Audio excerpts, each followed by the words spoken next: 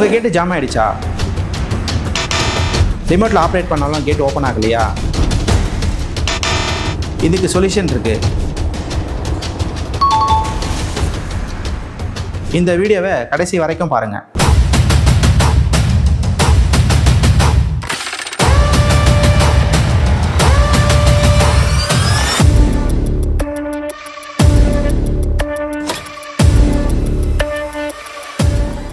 வணக்கம் friends. Gate automation நம்மளோட கம்ஃபர்ட்டுக்கும் சேஃப்டிக்காகவும் பண்ணுற ஒரு விஷயம். ஸோ அதை சரியாக பண்ணலன்னா அதுவே நமக்கு ஹெட்டேக்காக மாறிடும். இந்த வீடியோவில் இப்போ நம்ம என்ன பார்க்க போகிறோம்னா 5 most common mistake in gate automation system. அதை எப்படி அவாய்ட் பண்ணலாங்கிறத இந்த வீடியோவில் நம்ம பார்க்கலாம். First one low quality materials. இப்போ ஒரு கேட் இன்ஸ்டலேஷன் பண்ணோம் அப்படின்னா நிறைய ஆக்சசரிஸ்லாம் யூஸ் பண்ணுவோம். அதில் கேபிள்ஸு, சென்சாரு, போட்டோ செல்லு இதெல்லாம் யூஸ் பண்ணுவோம். இந்த மெட்டீரியல்லாம் குவாலிட்டியான மெட்டீரியலாக இல்லை அப்படின்னா டெஃபினட்டாக உங்களுக்கு கேட் மோட்டர் ஃபெயில் ஆகும். கஸ்டமர் நீங்கள் என்ன பண்ணுவீங்கன்னா ஒரு 5 இடத்துல கொட்டேஷன் வாங்குவீங்க. கொட்டேஷன் வாங்கிட்டு யார்கிட்ட ப்ரைஸ் கம்மியாக இருக்கும் அவங்ககிட்ட ஆர்டர் ப்ளேஸ் பண்ணிடுவீங்க. அது மாதிரி ப்ளேஸ் பண்ணும்போது அவர் கரெக்டான மெட்டீரியல்ஸ் தான் யூஸ் பண்ணுறாங்களா இல்லையான்றது உங்களால் கண்காணிக்க முடியாது. ஸோ அப்போ நீங்கள் என்ன பண்ணுவீங்க, அவங்க இன்ஸ்டலேஷன் பண்ணி முடிச்சுட்டு போயிடுவாங்க. அதுக்கப்புறம் என்னென்ன மெட்டீரியல் போட்டிருக்காங்கன்றது உங்களால் கண்டுபிடிக்க முடியாது. ஸோ இப்போ எக்ஸாம்பிள் மினிமம் ஒரு 10 mm ரேக் தான் போடணும். ஆனால் அவங்க 10 mm யூஸ் பண்ணாமல் 9 mm யூஸ் பண்ணியிருப்பாங்க. ஸோ இதனால் பிரச்சனை வரும். கேபிள் மல்டி ஸ்டாண்டு போடுற கேபிள் Cat 6 கேபிளில் போட்டுருவாங்க. ஸோ Cat 6 கேபிள் பவர் கரெக்டாக வோல்டேஜே போகாது. ஸோ சென்சார் ஃபெயில் ஆகும், ஆட்டோமேட்டிக் கேட் மூவே ஆகாது. அடுத்து பார்த்தீங்கன்னா புஷ் பட்டன்லாம் குவாலிட்டியாக இல்லை அப்படின்னா ப்ரெஸ் பண்ணும்போது ஆன் ஆகாது, ஆஃபும் ஆகாது, மூவ் ஆகாது. ஸோ அதனால் டெஃபினட்டாக அந்த புஷ் பட்டன் குவாலிட்டி நமக்கு இம்பார்ட்டன்ட்டு. இப்போ நீங்கள் ஒரு சீப்பான மோட்டர் போடுறீங்கன்னு வச்சுக்கோங்களேன், அதில் மாய்ஸ்சரைசர் ப்ரொடக்ஷன் ப்ளஸ் ஐபி ரேட்டிங்கே இருக்காது. ஸோ அதனால் அந்த கேட் மழை காலத்தில் சீக்கிரமாக ஃபெயில் ஆகிடும். அதனால் பெட்டர் நீங்கள் ஒரு பிராண்டட் மோட்டரை சூஸ் பண்ணுறது தான் better. Second point unprofessional technicians. இப்போ இந்த கேட் ஆட்டோமேஷன் பண்ணும்போது ஒரு 3 டெக்னீஷியன் இதில் இன்வால்வ் ஆகிறாங்க. ஒருத்தர் பார்த்தீங்கன்னா ஃபேப்ரிகேட்டர்ஸ், இன்னொருத்தர் பார்த்தீங்கன்னா கேட் ஆட்டோமேஷன் பண்ணுற technician, third person electrician. So இவங்க 3 பேரும் ஸ்கில்டாக இருந்தால் மட்டும்தான் நான் இந்த கேட்டை சக்ஸஸ்ஃபுல்லாக பண்ண முடியும். இப்போ எக்ஸாம்பிள் கேட் பண்ணிட்டு போயிடுவாங்க ஃபேப்ரிகேட்டர்ஸ்.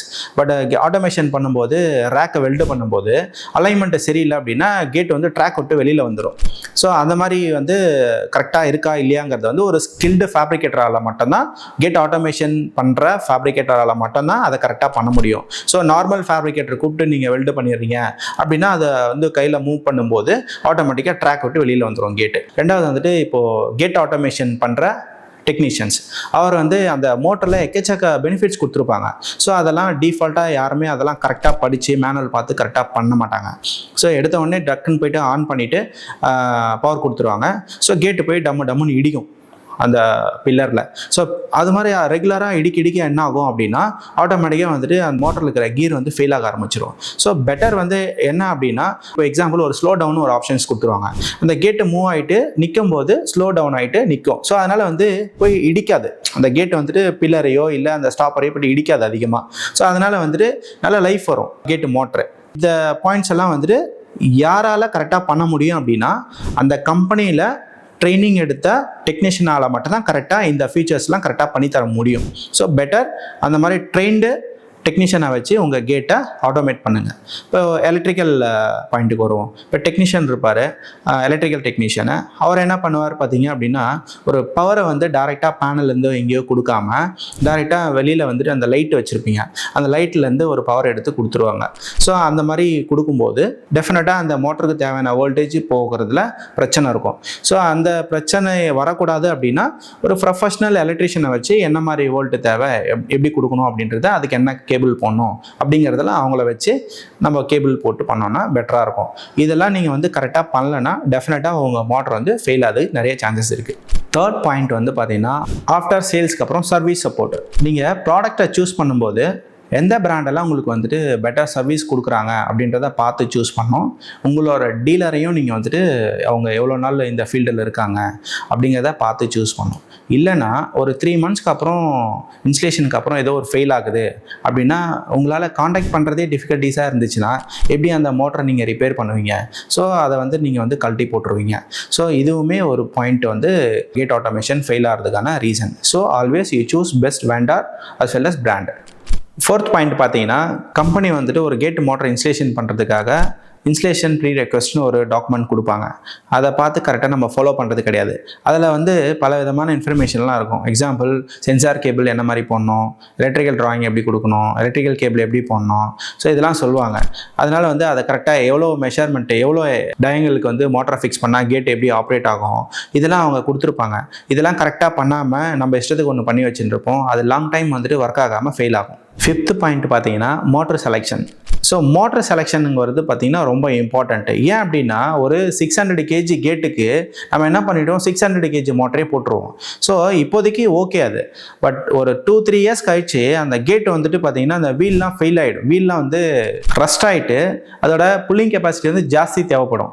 அப்போ வந்துட்டு மோட்டர் 600 kgயால் அதை கொடுக்க முடியாது. அப்போது பெட்டர் வந்து என்னென்னா, ஒரு 600 kg கேட்டுக்கு 1000 kg மோட்டர் போயிட்டீங்க அப்படின்னா, அது ஒரு 5 வருஷம் 6 வருஷம் ஆனாலுமே கேட்டு வீல் எதனா பிரச்சனை வந்து ரொம்ப டைட் ஆகிடுச்சுன்னா கூட அது ஈஸியாக அது புல் பண்ணுறதுக்கான கெப்பாசிட்டி அந்த 1000 kgக்கு இருக்கும். ஸோ இது வந்து கரெக்டாக போடல அப்படின்னா உங்கள் கேட் ஆட்டோமேஷன் ஃபெயில் ஆகிறதுக்கு நிறைய வாய்ப்புகள் இருக்குது. கேட் ஆட்டோமேஷன் ஃபெயில் ஆகிறதுக்கான 5 இம்பார்ட்டன்ஸ் ப்ராப்ளத்தை வந்து இப்போ நம்ம ரீகேப் பண்ணிடலாம். ஃபஸ்ட்டு வந்துட்டு சீப்பஸ்ட் அக்சசரிஸ், செகண்ட் வந்துட்டு புவர் இன்சுலேஷன், தேர்ட் வந்துட்டு நோ சப்போர்ட், ஃபோர்த்து வந்துட்டு வித்தவுட் இன்சுலேஷன் கைடு, ஃபிஃப்த்து வந்துட்டு மோட்டார் செலெக்ஷன். இந்த எல்லா விஷயத்தையும் நீங்கள் வந்துட்டு அவாய்ட் பண்ணோன்னா இந்த 3 விஷயத்தை நீங்கள் ஃபாலோ பண்ணுங்கள். ஒன்று, உங்கள் கேட்டை உங்கள் ஸ்பேஸ்க்கு ஏற்ற மாதிரி நீங்கள் செலக்ட் பண்ணுங்கள். ரெண்டாவது, குட் குவாலிட்டி காம்போனன்ட்ஸ் வந்து யூஸ் பண்ணுங்கள். தேர்ட் வந்துட்டு ஸ்கில்டு இன்ஸ்டாலரை வச்சு இன்ஸ்டலேஷன் பண்ணுங்கள். SilverVista இது எல்லாமே ஸ்டாண்டர்ட் ப்ராக்டிஸ் தான். இந்த வீடியோ உங்களுக்கு உண்மையாகவே யூஸ்ஃபுல்லாக இருக்குதுன்னா லைக் பண்ணுங்கள், கமெண்ட் பண்ணுங்கள், உங்கள் ஃப்ரெண்ட்ஸ்க்கு ஷேர் பண்ணுங்கள். இந்த மாதிரி யூஸ்ஃபுல்லான கண்டென்ட்டுக்காக சப்ஸ்கிரைப் பண்ணுங்கள் SilverVista கேட் சேனலை.